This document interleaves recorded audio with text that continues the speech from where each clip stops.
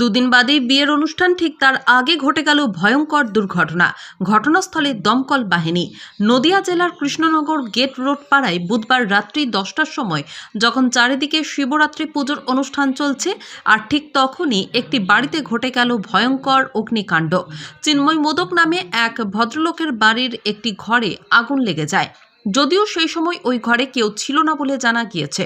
ঘটনার কারণ সঠিকভাবে জানা না গেলেও প্রতিবেশীদের কারোর অনুমান, সন্ধ্যায় ঘরে প্রদীপ জ্বালিয়ে রেখে বিবাহের নিমন্ত্রণপত্র দিতে বেরিয়েছিলেন বাড়ির মহিলা। হয়তো সেই প্রদীপের আলো থেকেই এই দুর্ঘটনা। আবার কারোর ধারণা, কারেন্টের তারে শর্ট সার্কিট থেকে ফ্রিজে আগুন লেগে থাকতে পারে।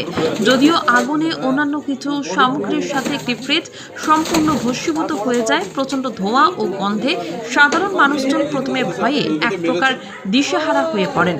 তৎপরতার সাথে নিজেরাই বালতি করে জল দিয়ে আগুন নেভানোর চেষ্টা করেন এবং ফোনের মাধ্যমে দমকল বাহিনীকে জানানো হয়।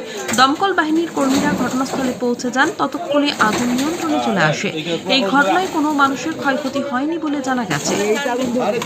নদিয়ার কৃষ্ণনগর থেকে গৌতম ঘোষের report, crime press, Bengal news. সন্ধ্যা দিয়ে মনে প্রদীপ জ্বালিয়ে খুব সম্ভবত গিয়েছিল, ফ্রিজ জ্বলছিল।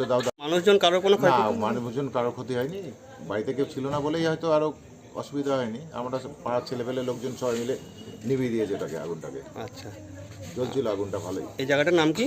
এটা গেট রোড। তপন মোদক, যার বাড়িতে আগুন। আপনার বাড়ি এখানে? হ্যাঁ, আমার বাড়ি এখানে।